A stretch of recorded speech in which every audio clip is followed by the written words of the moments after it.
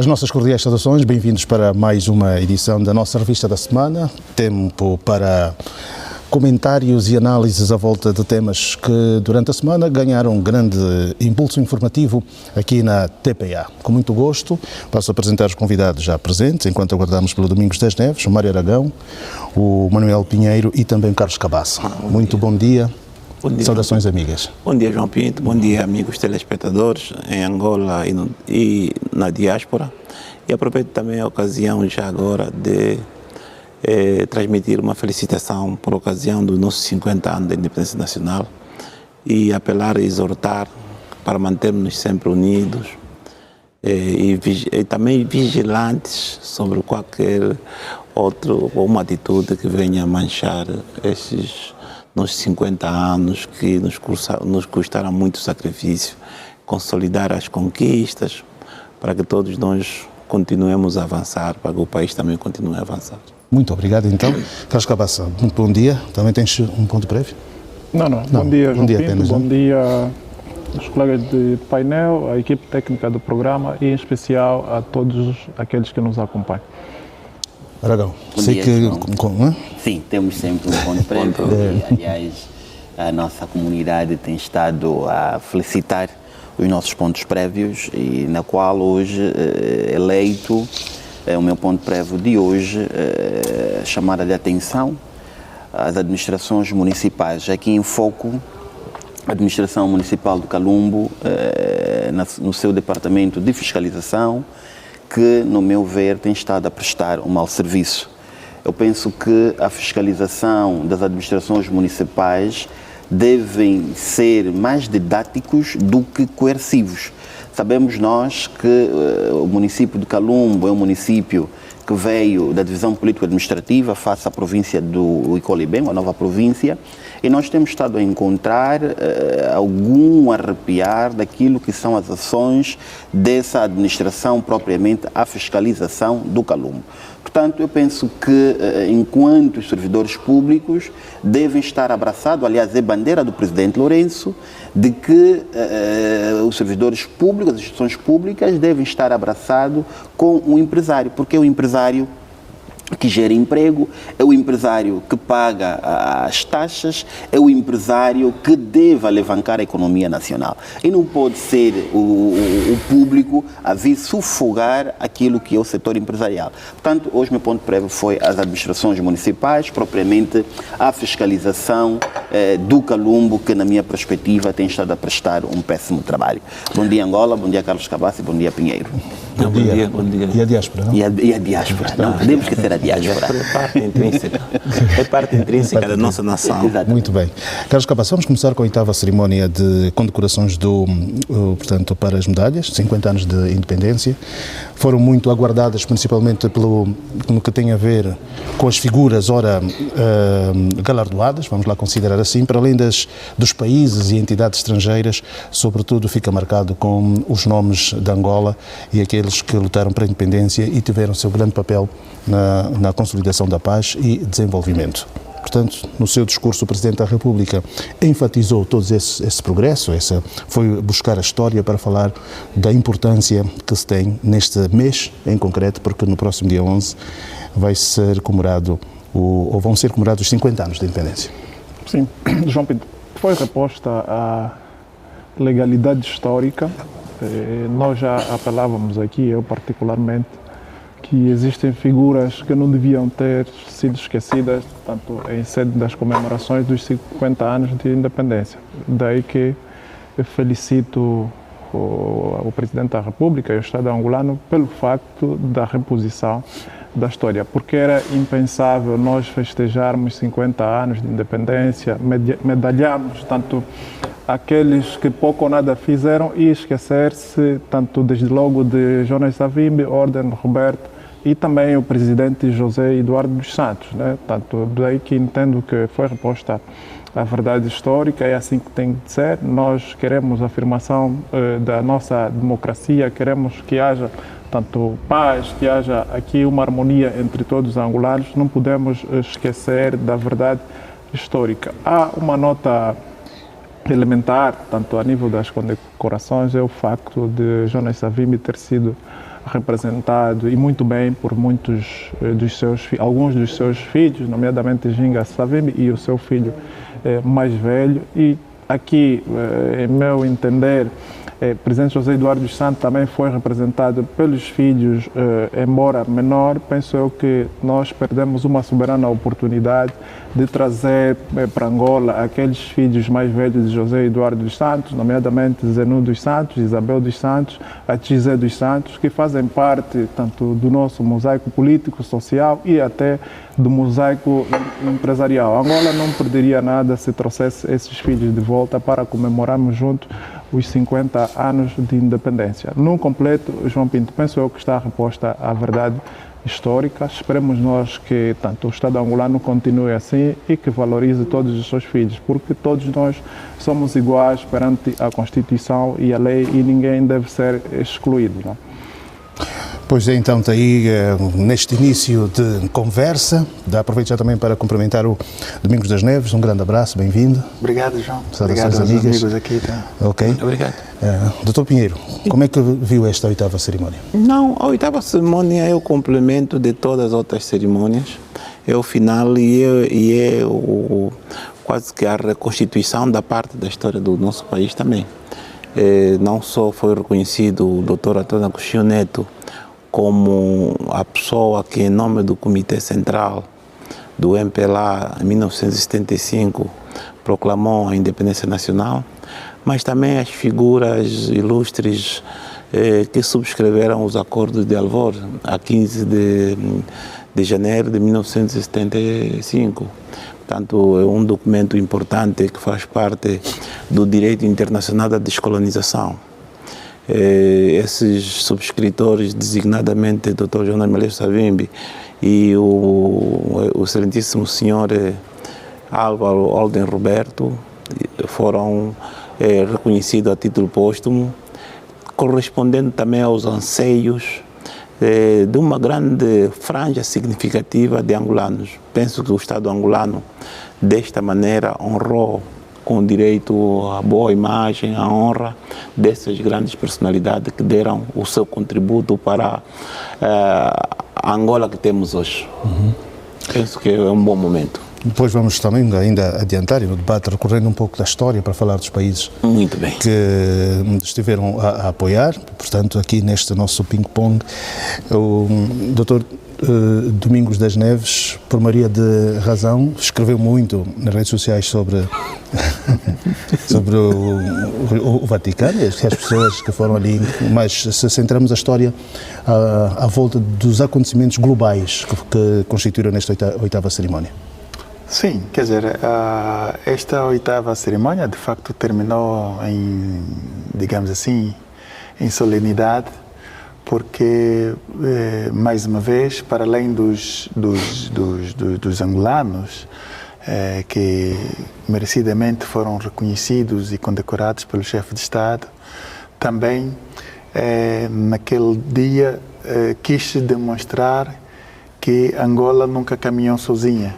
Ao lado de Angola estiveram países, pessoas, personalidades estrangeiras que nos ajudaram e continuam a nos ajudar a erguer esta nação que leva 50 anos de independência.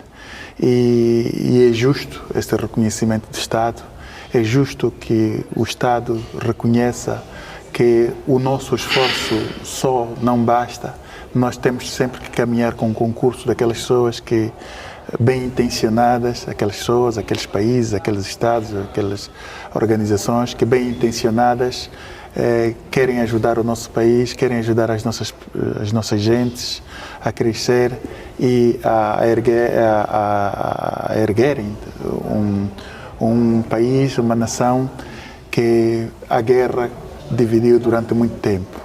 Esta é uma época de desenvolvimento e o desenvolvimento se faz, de facto, com um sinal muito positivo, que é a questão, o aspecto da reconciliação, onde entra, de facto, esta dimensão de reconhecer os feitos de Savimbi e Olden Roberto. Eu acho que é uma etapa, faz parte, é uma etapa complementar, essencial é um passo que se dá, é um passo positivo que se dá, e eu acho que isto, não digo que é o início, mas é a continuidade de um dos passos que vêm sendo dados desde 2002, quando Angola alcançou a paz. E então eu acho que fez todo sentido que o Estado, representado ali pelo nosso chefe de Estado, tenha reconhecido estas figuras angolanas, essas grandes figuras angolanas, mas também outras, como o Dom Mwaka, que nós tivemos aqui também a dizer várias vezes que precisava esse reconhecimento por ser um dos primeiros bispos negros nomeados em 1970 pelo Papa Paulo VI.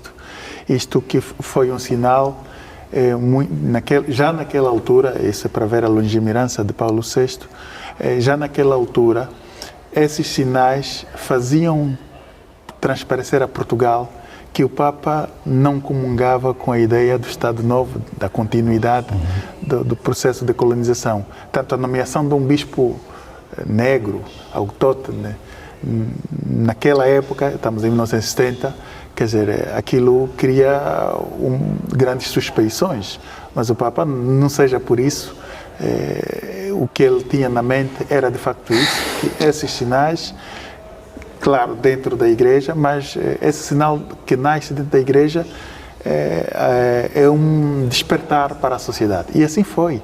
Tanto é assim que é o mesmo Paulo VI que, na continuidade desse gesto, em 74 nomeia o Dom Zacarias Camanho, em 75 uma série de bispos como o Cardeal Nascimento, o Dom Francisco Witte, o Dom Oscar Braga, exatamente para dar sinal de que, e isto foi antes da independência, tanto era para dar o sinal de que a Igreja nunca, pelo menos na visão de Paulo VI, pactua com a liberdade e autonomia dos povos, e essa era uma posição que a Igreja tomava, que dava para um sinal de confiança, de maturidade dos angolanos neste sentido. Portanto, faz, no meu ponto de vista, é neste âmbito também que o Estado condecora Paulo VI com a medalha de honra. Tanto Paulo VI, e aliás, eu não me recordo, pelo menos na história recente, que algum Estado tenha condecorado um Papa, ainda que a título póstumo, né? Numa dimensão histórico-política como a que nós estamos a viver agora. Portanto, são coisas que os historiadores vão escrever e isso vai ficar para a posteridade nas páginas áureas de Angola. Tal como disse o Presidente na altura, que estas condecorações sirvam para que as novas gerações não se esqueçam de quem trabalhou à volta desta consolidação, da reconciliação da paz. Mário Aragão, na sequência, as narrativas agora vão ser um pouco mais equilibradas relativamente a essa conquista com este reconhecimento. O que é que acha? Eu penso que sim, João, eu penso que sim. Cada um teve a sua intervenção, cada um teve o seu momento. Agostinho Neto teve a sua intervenção, Jonas Savimbi teve a sua intervenção, Olden Roberto também teve a sua intervenção. Mas eu penso de que esse gesto que o Presidente da República, Lourenço, ao distinguir cidadãos e chefes de Estado de diversas áreas, serve para reafirmar cada angolano que tem o papel na construção e consolidação da Angola. E um deles é o nosso colega aqui do painel, Domingo das Neves, que também foi condecorado. É para ver de que todo cidadão, pelo menos já temos um aqui, todo cidadão é partícipe na construção desta Angola. E a independência da Angola foi conquistada com resiliência, com patriotismo, determinação de todos os angolanos. Razão pela qual eu entendo que Esta 8ª condecorações foi muito bem gizada pelo Presidente da República e de que nós vimos figuras proeminentes, chefes de Estados, que o João Pinto aqui já fez menção, desde Mugabe, São Joma, sabemos nós qual é a relação entre Angola e a Namíbia, sabemos nós qual é a relação entre Angola e Brasil, sendo que o Brasil foi o primeiro país a reconhecer a independência de Angola, o ex-presidente de Portugal, Cavaco Silva, o atual presidente de Portugal. Portanto, eu penso que Angola atingiu o seu melhor nível em termos de diplomacia. E nós temos estado a ver o presidente Lourenço a querer trazer aquilo que é o essencial de Angola, que é mesmo no campo da diplomacia. E essas condecorações, como dizia o Cabaça, de que era um momento oportuno dos filhos, quer do presidente Eduardo Santos, quer do líder fundador da UNITA, Jonas Savimbi, que estiveram lá presentes. Eu entendo de que o convite foi feito à família. Agora, cabe à família indicar quem de facto deveria lá estar para receber a tal condecoração, porque eu entendo que Angola nunca se fechou para os seus filhos. Angola sempre esteve aberta para todos os cidadãos. Agora, eu compreendo também que o desejável, e aqui concordo com o Cabaça, o desejável era vermos os filhos mais velhos do presidente Eduardo Santos neste ato. Mas é preciso aqui, nós abrimos aqui aspas, de que o convite foi feito e não sabemos quais são os critérios que a família entendeu em enviar os representantes que lá estiveram. O importante é que teve representantes do ex-presidente Eduardo Santos, Angola continua, aliás, o presidente Eduardo Santos é o presidente que começou a cultivar o caminho da paz e o presidente Lourenço está a continuar este mesmo caminho da consolidação da paz. É só vermos de que o ponto mais alto dessa atividade foi a condecoração de Agostinho Neto e José Eduardo Santos. Nós não podemos esquecer a história. E a história está ali, é para ser escrita, como disse muito bem o Dr. Domingo das Neves. Eduardo Santos foi o presidente que fez a transição após a morte do Dr. António Agostinho Neto, fez a transição de Angola até a paz efetiva assinada no dia 4 de abril de 2002. Portanto, eu penso de que foi um ato, o 8º ato de condecoração, foi muito bem gizado e parabéns e felicito a todos os cidadãos que me sinto também condecorado, não sendo condecorado na primeira pessoa, mas sinto-me porque são pessoas ligadas a Angola, ligados àquilo que é o progresso e o desenvolvimento do nosso país. Nós, se tivermos em conta tudo o que foi dito, fica aqui aberto, para além da contribuição dos nacionalistas e de todos aqueles que durante essas oito cerimónias mereceram a medalha do país, dos 50 anos de independência, fica aqui frisado e, sobretudo, encontrar uma maneira de todos estarem a olhar um pouco para aquilo que é Angola até chegar aos 50 anos. Os países africanos que apoiaram Angola, que foram citados, os países onde foram assinados os mais variados acordos para que se chegar à paz, e também as personalidades, algumas no início, quando ouviram os presidentes americanos como George Bush e Bill Clinton, mas se calhar até teriam ficado admirados porque não conhecem um pouco da história de como é que tudo se passou. Bill Clinton foi aquele que reconheceu Angola de maneira diplomática, né, quando na altura. George Bush e também foi acompanhando as conversações quadripartidas, salvo erro, para além de todas essa gama. Se recorrermos a esses princípios, caros amigos, o que dizer, portanto, este contar, a academia, ou pelo menos na educação, como é que se pode compor um pouco dessa história para que as novas gerações conheçam esta questão do país? Todas essas narrativas. João Pinto, não sei se posso ainda rebater algo que o Dr. Aragão disse. Como sempre, né? Sim. Nós estamos a falar de jubileu, estamos a falar dos 50 anos de independência, estamos a falar do nosso processo histórico. É impensável nós falarmos de reconciliação sem trazer aqui a figura de Eduardo dos Santos. E por quê? Porque Eduardo dos Santos foi tanto cidadão angolano, presidente da República durante 38 anos, que trabalhou na mitigação dos conflitos e soube preservar a paz. Quando eu dizia que seria mais bonito e razoável estarem aqui os filhos mais velhos do presidente José Eduardo dos Santos, Tanto não é porque tenho alguma simpatia por eles, não conheço nenhum deles pessoalmente, mas enquanto angolano entendo que era um momento sublime que o Estado angolano tinha de trazer todos os filhos do presidente José Eduardo dos Santos, todos os filhos de Jonas Savimbi, todos os filhos de Ordem Roberto, para festejarmos 50 anos de independência. Tanto as pessoas erram, e o erro não é permanente, e é por isso que perdoo essas pessoas. E atendendo à magnitude das comemorações dos 50 anos, eu penso que seria razoável trazer aqui os filhos do presidente José Eduardo dos Santos para conosco festejarmos. Uma coisa são processos de crime, outra coisa são questões estaduais. E nós estamos aqui a falar das questões do Estado, porque nós não queremos que amanhã aconteça a mesma coisa com os filhos do presidente João Lourenço. É preciso dizer isso. Nós queremos que quando o presidente João Lourenço sair do poder, também tenha a proteção de todos os angolanos. Daí que devíamos ter aproveitado os 50 anos de independência para sentarmos todos, porque todos somos filhos tanto dessa Angola e somos, cada um de nós, à sua maneira, somos peças fundamentais para o desenvolvimento do nosso país. Portanto, eu concordo com a tua nota, mas é preciso nós não passarmos a ideia de que Angola fechou-se para os filhos do presidente Eduardo Santos, que não é verdade.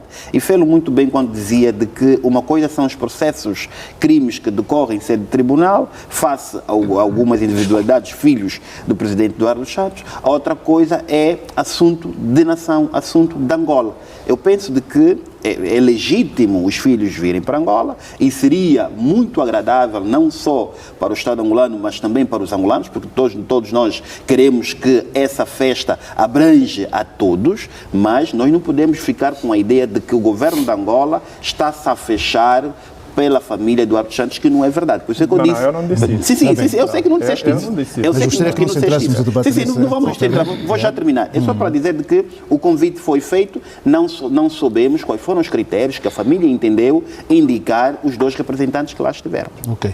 Então, quanto à questão colocada agora? A questão é que é necessário compreendermos que a dimensão da luta pela independência nacional de Angola contou com um concurso de angolanos e de outras vontades, de outros homens e mulheres de boa vontade pelo mundo fora.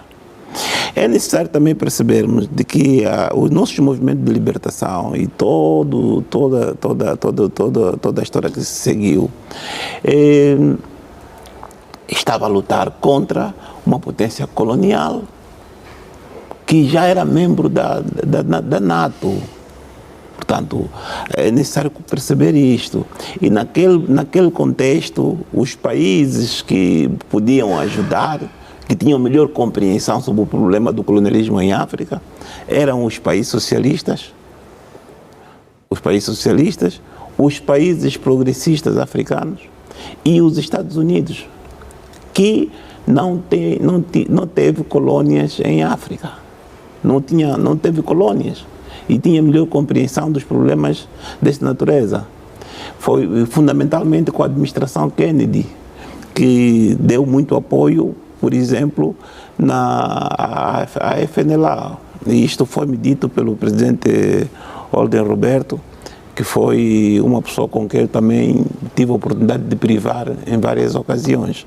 Portanto, dizer que eu, dos três líderes do Movimento de Libertação Nacional, conheci pessoalmente Ordem Roberto, com quem privei várias vezes. E também conheci um dos maiores estadistas africanos, que é o presidente José Eduardo dos Santos, também pessoalmente. E também já recebi indicações dele diretas para agir em certas circunstâncias.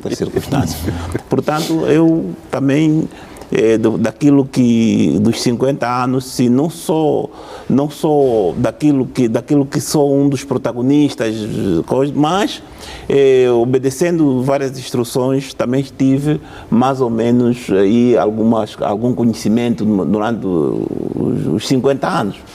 Tanto é assim que, por exemplo, na parte final da elaboração da Constituição de Angola, que na verdade o maior contribuinte da elaboração da Constituição de Angola foi o presidente José Eduardo dos Santos. E eu, quando falo de indicações, falo, por exemplo, da questão do sistema do governo. Aí, no sistema do governo, eu tive a minha mão. também noutros pontos da Constituição, também tive a minha mão. Dizer mais, que o projeto de Constituição que foi aprovado... Estamos aqui no painel para falar sobre nós. Não, mas aqui para analisar, mas deixa-me concluir. Deixa-me concluir. Portanto, quando falamos sobre nós. Não, estou a falar do presidente José Eduardo dos Santos. Estou a falar das orientações que nós recebíamos. E então, o que veio a ser aprovado como projeto da Constituição foi aquilo que foi trabalhado por nós, por o Cremil do Paca, coordenador, e o coordenador adjunto a pessoa que fala. Portanto, é um pouco também da nossa própria história. Portanto, dizer que nesta cerimônia, por exemplo, foram condecorados 12 irmãos. 12 irmãos que jogaram um papel muito importante no caso angolano, que é o presidente Fidel Castro Ruz e o seu irmão Raul Modesto Castro Ruz. Portanto, naquele contexto, a presença cubana em Angola foi muito importante, sem a qual podíamos ter corrido muitos riscos, porque o exército sul-africano naquele contexto era a potência africana e o nosso país, o exército, as FAPLAs, era ainda que não estava consolidado. Portanto, temos aqui que reconhecer, e foi muito bem visto o reconhecimento que se foi feito aos 12 estadistas em nome da República de Cuba. Ok. Das Neves, ia buscar outra vez a questão, e falávamos aqui em tempos sobre o sistema de ensino, a ideologia que se tem. São essas partes da história que muitas vezes passam despercebidas para quem começa, né? Para conhecer o país. Sim, quer dizer, nós politicamente fizemos as opções que fizemos na base de um sistema bipolarizado que na altura existia, né? E isso, claro, tem as suas consequências. E claro, nós somos os únicos, com a nossa autodeterminação, somos os únicos que temos que decidir o nosso próprio destino. E eu acho que de 75 a 91 foi um regime fechado, mas um dos louros do José Eduardo dos Santos e sem menos do Jonas Savimbi foi de facto a pressão que se fez para a abertura de um Estado democrático, que é o que nós vivemos hoje, que nos dá a possibilidade de estar aqui e falar com uma certa liberdade e responsabilidade. E é claro, no meu ponto de vista muito pessoal, a construção de um Estado democrático com resquícios muito grandes ainda das sementes do materialismo científico, do marxismo e leninismo. Não podemos pensar que essas coisas desaparecem, as ideologias desaparecem de um dia para o outro. Mas eu acho que nós precisamos, um dos grandes desafios que Angola tem é exatamente isso, é nós termos a capacidade de compreendermos profundamente as grandes vantagens que hoje um Estado democrático nos dá, não só politicamente, mas sobretudo nas aberturas que isso pode trazer a nível econômico, a nível da segurança jurídica, a nível digamos assim, também da própria aprimoração da qualidade de ensino e, portanto, de investimentos, o que nos dá, de certa maneira, a nós não, mas sobretudo a quem quer vir investir em Angola hoje, fazendo, por exemplo, os grandes investidores dos outros países, na sua due diligence, quando querem saber de Angola, de facto, os elementos que mais lhes chama a atenção são sobre as garantias do Estado democrático, das liberdades econômicas e da segurança jurídica. Se algum desses estiver meio distorcido ou em áreas, zonas cinzentas, as pessoas recuam. Eu acho que é um bocadinho isso que ainda atrasa o termos aqui grandes investidores. O Estado está a fazer um grande esforço, mas eu acho que aqui é preciso que o aspecto da educação cívica, dos princípios democráticos, o Estado invista nisto. Invista porque é uma consciência, e é uma consciência que os cidadãos têm que ganhar. Nós não somos súbditos de ninguém, mas somos cidadãos. Os cidadãos são pessoas que têm direitos e deveres e responsabilidades. E então, inculcar isso, passa-me a expressão, passa também a partir das carteiras, das escolas, porque as pessoas não vão aprender essas coisas nas ruas e coisas. Não, isso tem que ser algo sistemático que as pessoas vão compreendendo. É assim que fizeram todas as nações e que continuam a fazer as nações que hoje têm as suas bases nesse sistema. É o sistema mais perfeito? Eu acho que não.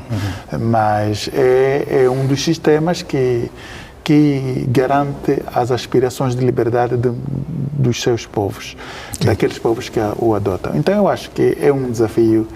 Este, do meu ponto de vista, é um dos grandes desafios da demonstração da nossa maturidade dos 50 anos. Eu costumo dizer sempre que a festa da democracia que nós dizemos sempre quando há eleições, quer dizer, dá-nos conta às vezes que pensar que a democracia só acontece de 5 em 5 anos, esse é o período, 5 em 5 anos quando há as eleições. Não, as eleições é uma etapa fundamental, interessante, importantíssima no estágio democrático, mas não é, a democracia não se confina, não se dilui com as eleições. As eleições só são importantes quando as pessoas percebem na vida de todos os dias que precisamos respeitar os outros, que precisamos respeitar as opiniões alheias, portanto depois também respeitar, no fim, quando temos esse exercício cotidiano, no fim também, se o processo eleitoral for transparente, as pessoas vão respeitar naturalmente os resultados, como acontecem em várias partes do mundo. Isso, portanto, é investimento, a educação que tem de se fazer. E aí, sim, eu penso que na sequência que disse os colegas, e muito bem, Dr. Domingo das Neves, Dr. Emanuel Pinheiro, por isso que eu disse na minha primeira intervenção e citei o Dr. Domingo das Neves, cada cidadão teve uma participação na construção desta Angola. A razão pela qual o nosso país, Angola, é um país respeitado a nível da África, tendo em conta as suas ações que tem estado a fazer. Eu me recordo que Angola, em termos de relações bilaterais, é um país já crescido.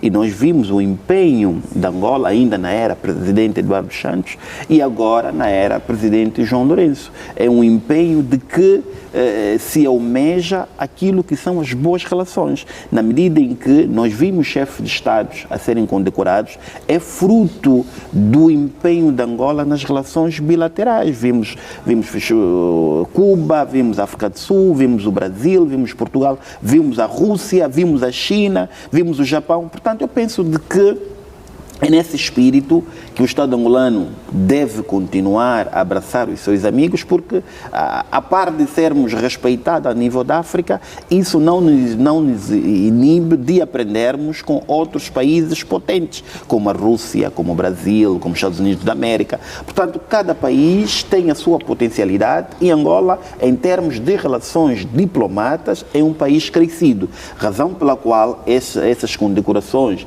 foram muito bem gizadas, quer na classe de paz, quer na classe de independência, agora na classe de honra, e vamos ver a próxima condecoração a mais alto nível, que será já feito de honra, que será atribuída ao presidente fundador da nação. Portanto, será o culminar das festividades de condecoração a nível de Angola. E esperemos nós que cada cidadão deve sentir-se partícipe das festividades dos 50 anos de independência. Agora, eu também compreendo que pode haver algumas vozes de reivindicação, de reclamação, que é justo, que é normal, é atendível, mas é preciso nós sabermos que não podemos ser todos. E como não podemos ser todos, os que foram sejam os nossos representantes. E de esses nossos representantes fazem fé, fazem justiça de merecerem a condecoração dada pelo governo angolano. E esperemos nós que haja condecoração nos próximos 50 anos de paz efetiva em Angola e que haja mais condecorações nos próximos 100 anos de independência. Portanto, eu penso que devemos aplaudir a organização com as suas falhas, com os seus êxitos, mas nós tivemos aí a atividade que correu proficuamente, que correu da melhor forma possível. Cabaça, como é que terminamos então? Mas algum dado a acrescentar?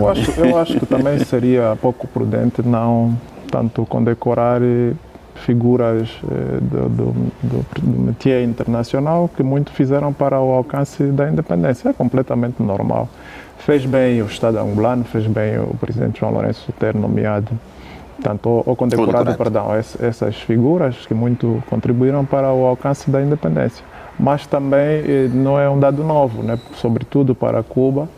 Nós temos em Angola até uma via com o nome do presidente Fidel Castro, né? E isso também é uma condecoração, embora há outras discussões como a minha que não concordo, mas tendo de respeitar aquilo que o Estado entende ser o correto, né? Agora, é necessário, João Pinto, que haja aqui internamente uma consolidação de facto daquilo que é tanto o avanço da nossa democracia e a reconciliação como tal.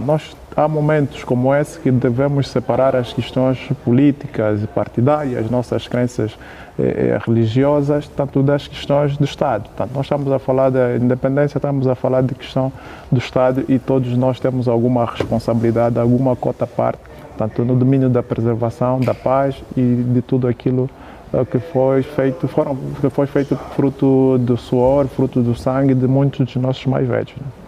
Muito bem, está aqui João, então. Sim, faz favor. Permita-me só um segundinho mesmo. Eu acho que é justo, nesse âmbito das condecorações, quer dizer, não tenho memória, pelo menos, que eu falei dos bispos que foram nomeados por Paulo VI, mas esqueci de falar de duas pessoas. Uma delas é o Dom Armando dos Santos, que foi o primeiro bispo de Benguela. Ele viveu como bispo durante muito pouco tempo. Morreu num trágico acidente, talvez por isso não seja conhecido. Um trágico acidente, até que alguns dizem que é obra da PIDE, porque ele era uma pessoa muito frontal e portanto, naquela altura também se usavam essas estratagemas para eliminar pessoas indesejáveis. E eu acho que era uma pessoa que, já que condecoraram quase todos os bispos da SEAST, eu acho, e até alguns a título póstumo, eu acho que Dom Armando Amaral dos Santos fazia todo sentido estar incluído nesses anais da história de Angola, se calhar não mais com a condecoração, mas tendo em vista este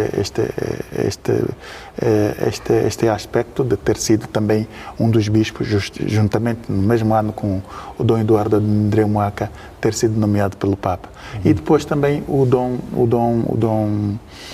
Franklin da Costa, Manuel Franklin da Costa, que foi um grande bispo, foi bispo de Lubango, né, durante muito tempo. E porque também é uma das pessoas que foi nomeada em 1975, tanto nesse sinal. E depois, mesmo já para concluir, quer dizer, dentre as figuras que foram nomeadas, eu fiz questão de falar no meu Facebook do presidente Aldo Moro, que foi primeiro-ministro da Itália na altura. Era uma pessoa com uma sensibilidade da democracia cristã, mas com uma sensibilidade muito grande, digamos assim, para a abertura de diálogo com a esquerda, né? E ele era uma pessoa, para além da amizade que o unia a Paulo VI, o facto de ter reconhecido Angola, há toda uma ligação que os historiadores depois, com uma lupa mais refinada, podem rever isto.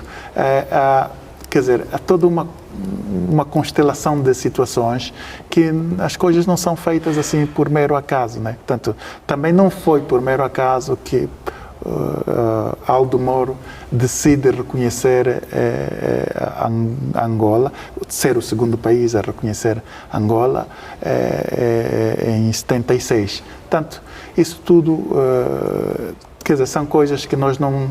Porque os mais jovens, sobretudo, não conhecem a história e então a gente dá aqui alguns inputs para irem investigando e conhecendo as pessoas, porque as coisas também o chefe de Estado não podia fazer a descrição de cada pessoa ali que foi condecorada, sobretudo a nível das entidades estrangeiras.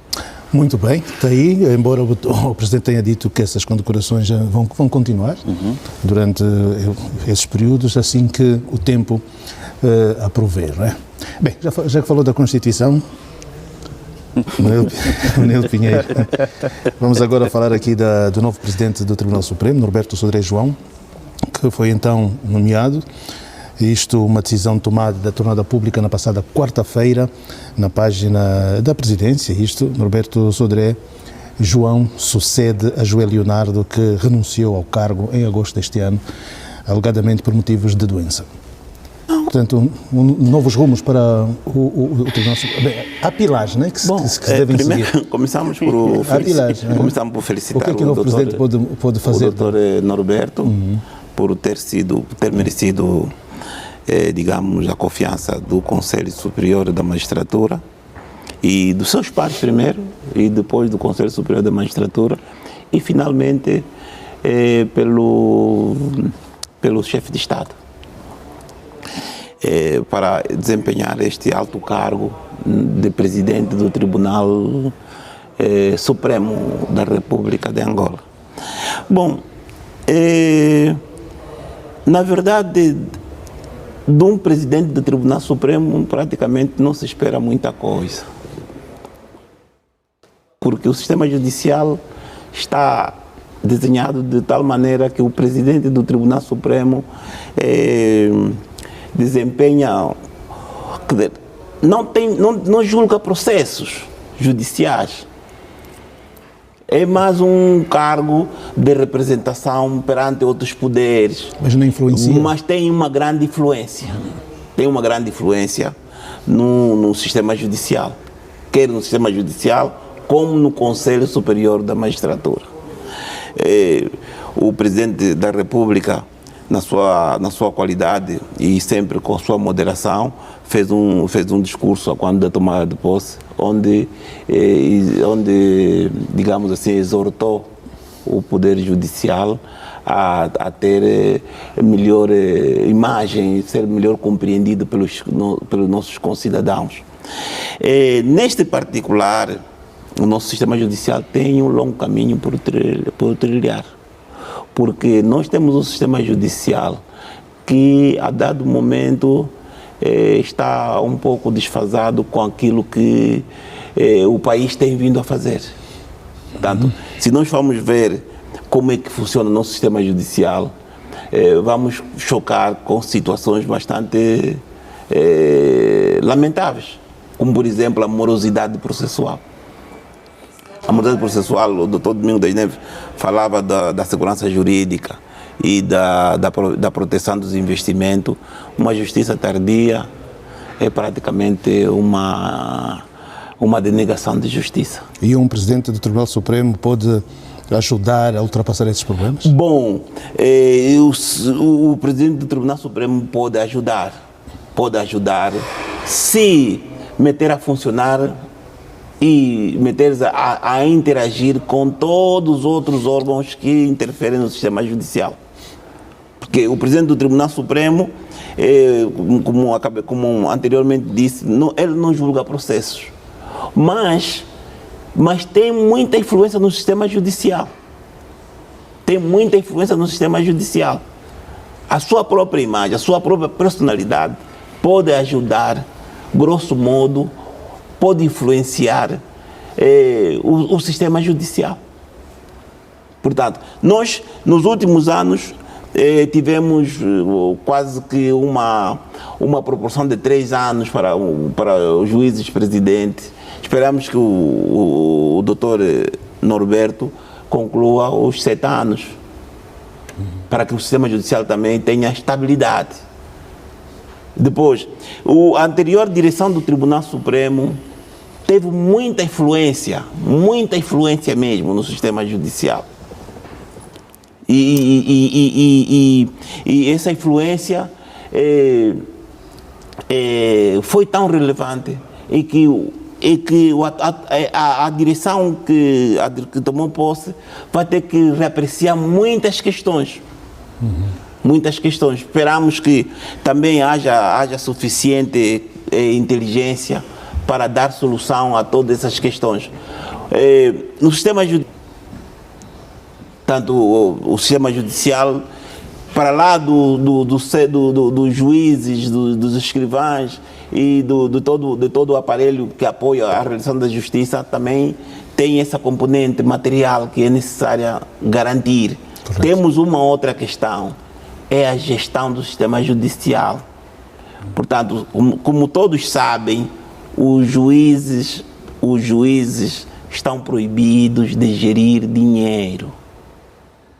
Portanto, os juízes estão proibidos de gerir dinheiro. Muito bem. O poder angolano tem que ver quem é que vai gerir o dinheiro dos tribunais. Por quê?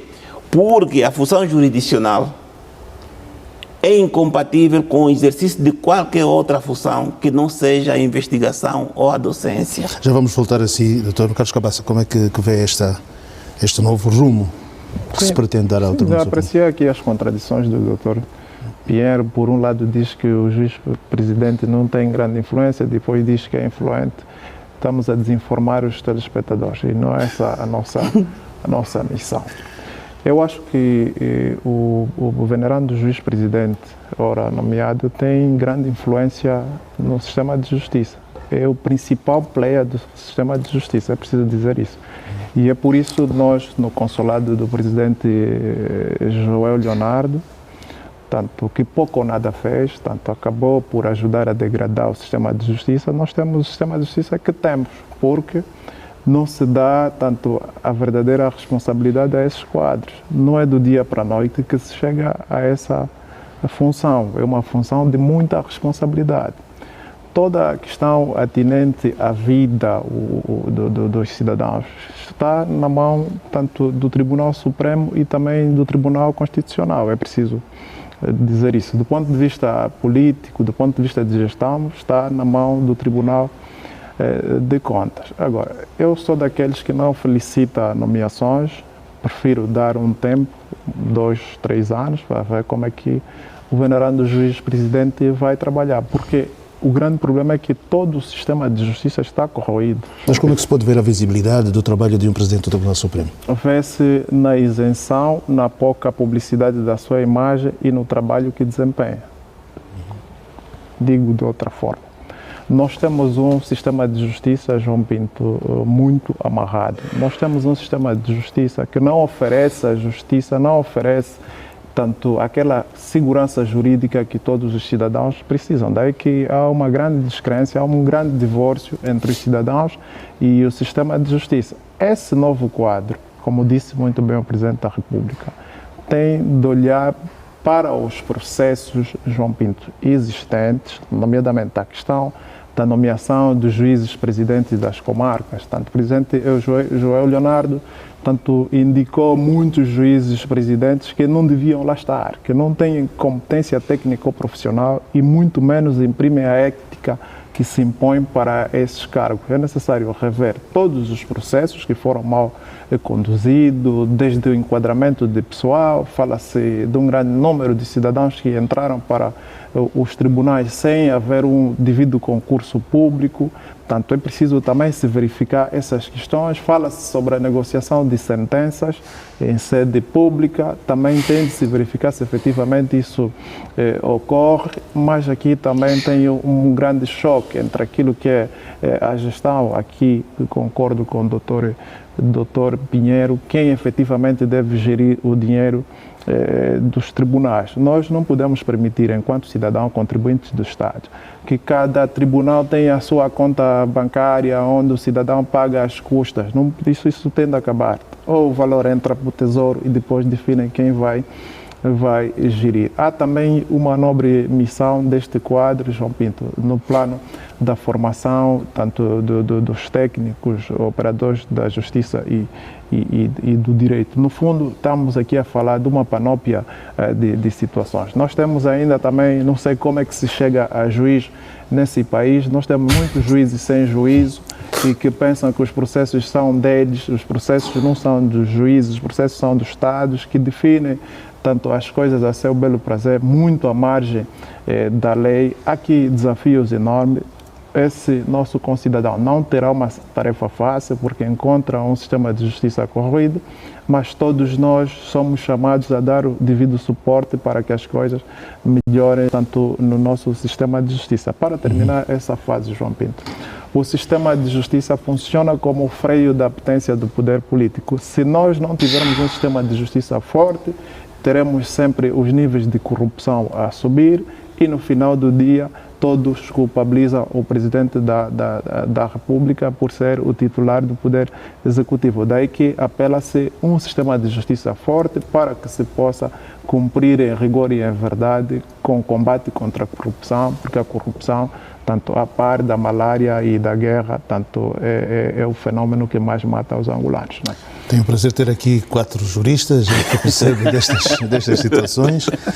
Maria Aragão, portanto, aqui, né, e sempre, este pelo menos foi um tema que sempre foi muito aberto nas nossas discussões aqui durante os nossos programas.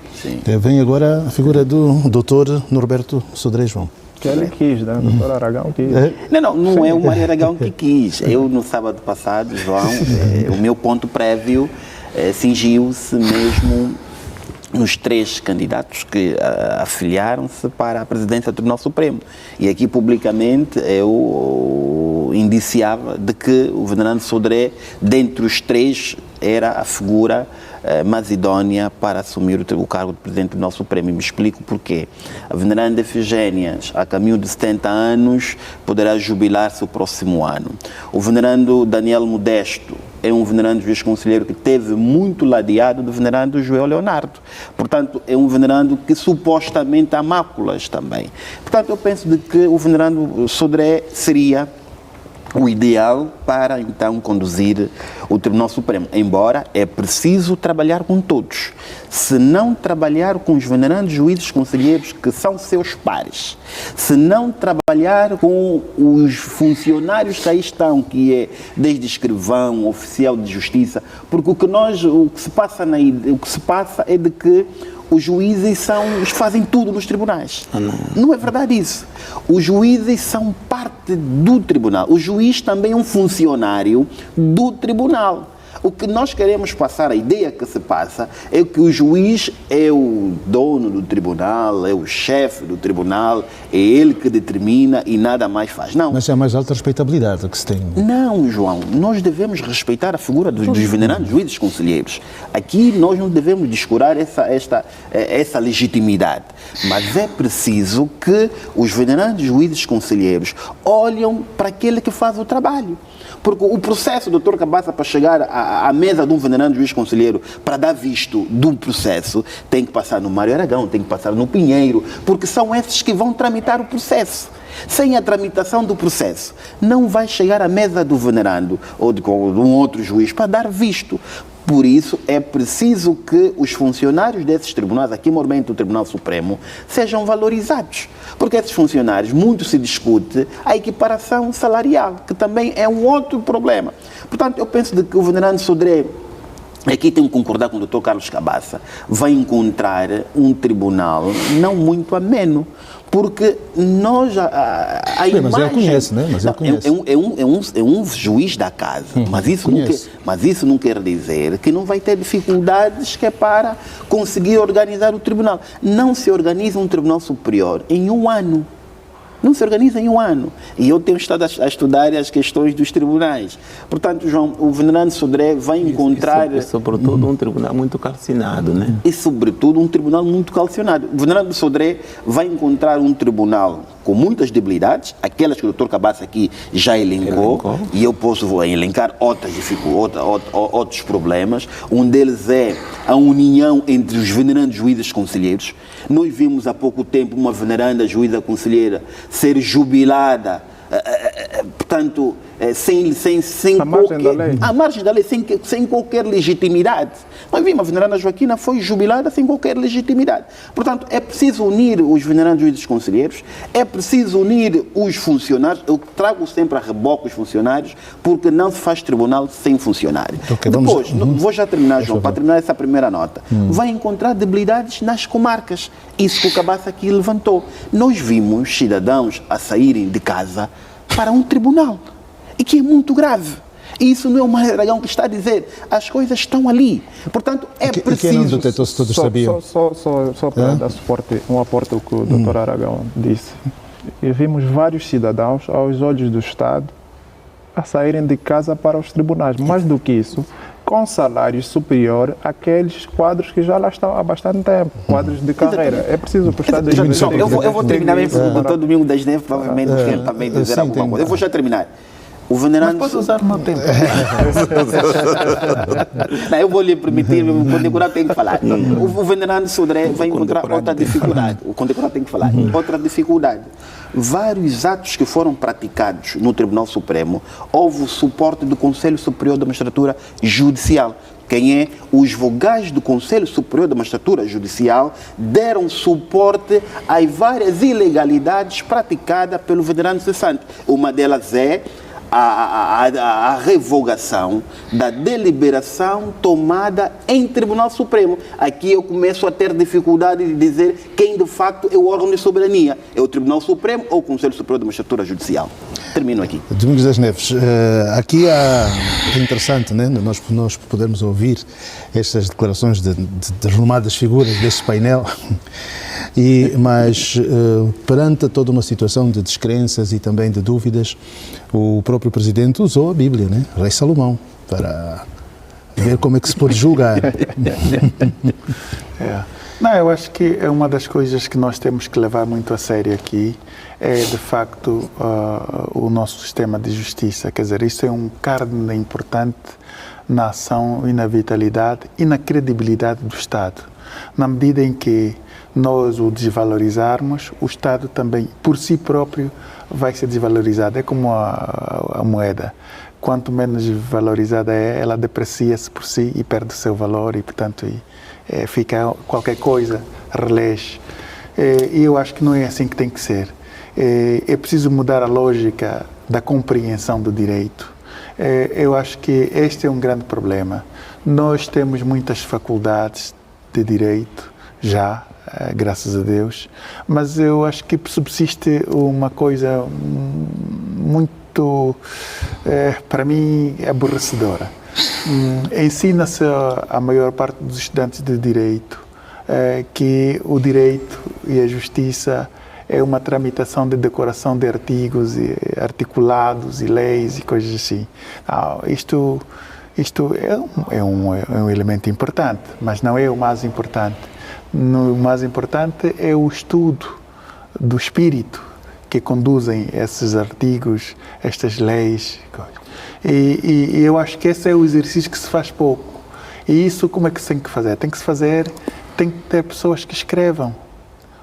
Os professores universitários precisam investigar, escrever, porque é assim que se cria a cultura do direito, é assim que se cria a doutrina, que depois vai dar peso à jurisprudência dos acórdãos, por exemplo, dos tribunais. Há acórdãos que a gente vê, isto parece que foi escrito por um grupo de meninos da nona classe, uma coisa assim, porque é tão seco, tão opaco, que, quer dizer, o acórdão em si é qualquer coisa que quando tens em mão, a princípio, mesmo em sinal de respeito, você levanta sozinho na sua casa para ler. Este é um dos pressupostos, porque, por exemplo, chamam venerandos juízes. Os venerandos é exatamente isso, porque são pessoas que merecem vénia. E se merecem vénia, merecem o nosso respeito. São pessoas respeitáveis, as mais respeitáveis dentre as outras, os mais respeitáveis entre os seus pares.